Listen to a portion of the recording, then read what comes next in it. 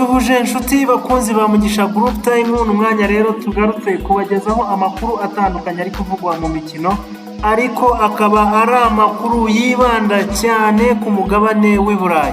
Ikipe ya Manchester City irateganya kugirana ibiganiro n'umukinnyi wayo w'imbere, uyu rero akaba ari umwongereza Raheem Sterling, ikaba rero ishaka kuganira nawe ku bijyanye n'ejo he hazaza. Uyu musore w'imyaka 26 rero asigaje amasezerano y'imyaka igera kuri 2 mu ikipe ya Manchester City nk'uko bitangazwa n'ikinyamakuru Mail.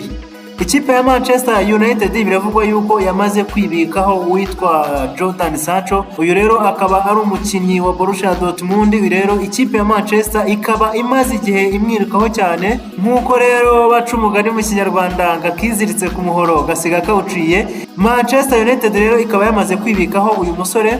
Biravugwa yuko uyu musore azambara nimero 7 ubusanzwe yambarwaga na rutahizamu ukomeye cyane w'umunyayirigwe Edison Cavani w'imyaka 34. Ibi rero bikaba bitangazwa n'ikinyamakuru Metro. Ikipe ya Manchester United kandi ishishikajwe n'umukinnyi ukomeye cyane wo hagati w'Umudage, uyu rero akaba akinira Bayern Munich. Uyu nguyu rero akaba yitwa Leon Goretzka w'imyaka 26. Uyu musore rero bikaba bivugwa yuko amasezerano ye azarangira n'umwaka wa 2022 nk'uko bitangazwa n'ikinyamakuru Bild. Mu gihe rero Manchester yabitabonye uyu musore yakongera ikerekeza muri Bayern Munich kureba umukinnyi w'Umufaransa Kingsley Coman, nubwo uyu musore n'ikipe ya Liverpool imushaka bikomeye cyane nk'uko bitangazwa n'ikinyamakuru Mail.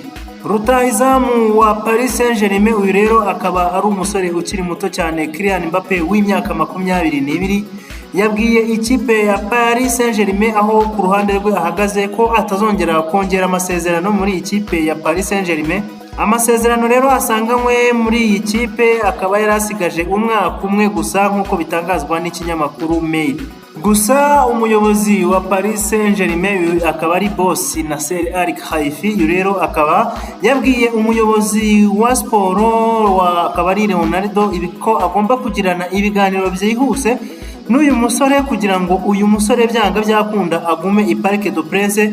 Rero nk'uko bitangazwa n'ikinyamakuru L'Equipe, umuherwe nyir'ikipe ya Chelsea Roman Abramovich akomeje kwizera yuko iyi kipe ya Chelsea igomba kuba yasinyisha rutahizamu wa Borussia Dortmund. Rero akaba ari Haaland ufite imyaka 20 muri iyi mpeshyi nk'uko bitangazwa n'ikinyamakuru Express. Turabashimiye kandi tubifuriza umugoroba mwiza. Amakuru nakagaruka kuri Mugisha Group Time. Ciao ciao.